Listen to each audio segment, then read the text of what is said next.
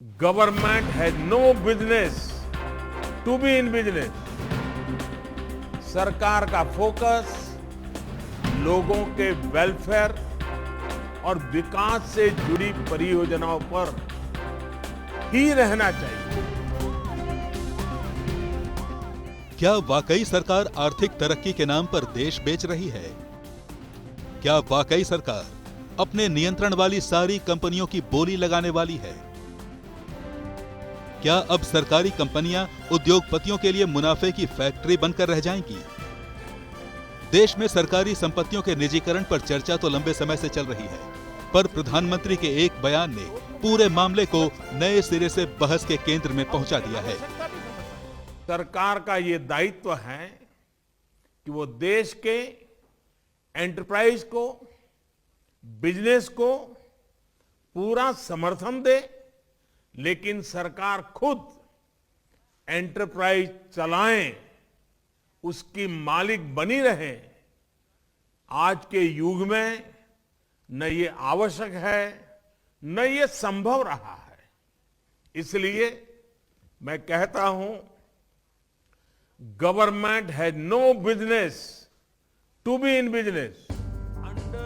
इसी के साथ प्रधानमंत्री ने देश की आर्थिक प्रगति के नाम पर करीब 100 सरकारी संपत्तियों से सरकारी हिस्सेदारी बेचने के रोड मैप का ऐलान भी कर दिया।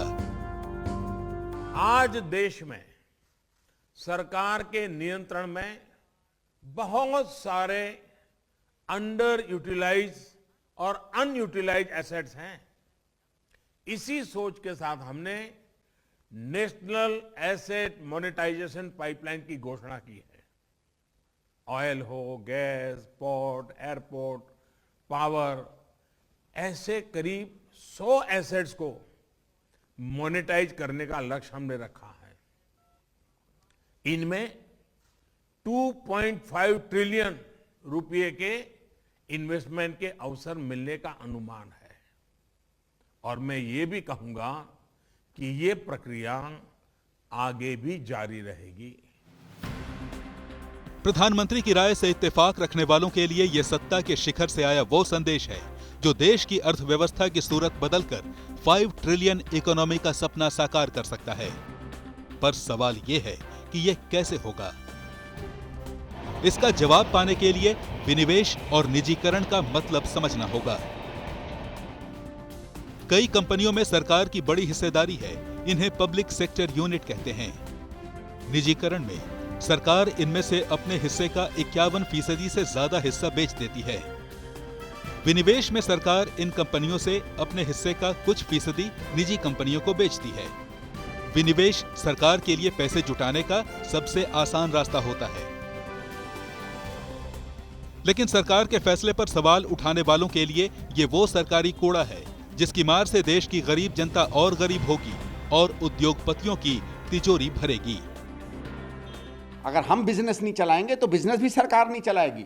वो बात हमारे प्रधानमंत्री नहीं समझते।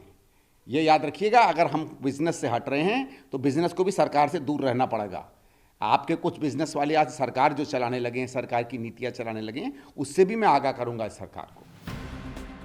विनिवेश और निजीकरण को लेकर विपक्ष सरकार पर हमलावर है, लेकिन मोदी सरकार की नीतियां बेहद स्पष्ट हैं। इससे पहले वित्त मंत्री निर्मला सीतारमण ने भी बजट में कुछ ऐसे ही संदेश दिए थे। The policy provides a clear roadmap for disinvestment in all non-strategic and strategic sectors. We have kept 4 areas that are strategic, where bare minimum CPSEs will be maintained and rest privatized. In the remaining sectors of all CPSEs will be privatized. The main highlights of the policy are mentioned in Annexure 3. वित्त मंत्री ने public sector यानी सरकारी कंपनियों के निजीकरण और विनिवेश दोनों का ऐलान किया था। तब उनके बयान को सरकारी खजाना भरने के लिए सबसे बड़ी सरकारी सेल का नाम दिया गया था। और तभी से सवालों के कुछ शेषनाग बार बार सिर उठा रहे हैं। क्या तेल की कीमतों के बाद भारतीय रेल भी सरकार के नियंत्रण से पूरी तरह बाहर होने वाली है? क्या सरकारी बैंकों के दिन लदने वाले हैं? आने वाले दिनों में बाजार में सिर्फ प्राइवेट बैंक बचेंगे? अब तक सरकार के लिए कमाई करने वाली नवरत्न कंपनियां क्या उद्योगपतियों की तिजोरियां भरेंगी? और सबसे बड़ा सवाल ये है कि अगर सरकारी कंपनियां घाटे का सौदा हैं, तो इसके लिए जिम्मेदार कौन है? प्रधानमंत्री मोदी ने सरकार पर नाकामी का आरोप लगाकर विपक्ष की ओर से उठाए जाने वाले इन सवालों के जवाब भी दिए। सरकार जब बिजनेस करने लगती है तो बहुत तरीके से नुकसान भी होता है। निर्णय प्रक्रिया में सरकार के सामने कई बंधन होते हैं। सरकार में कॉमर्शियल निर्णय लेने का साहस का अभाव होता है।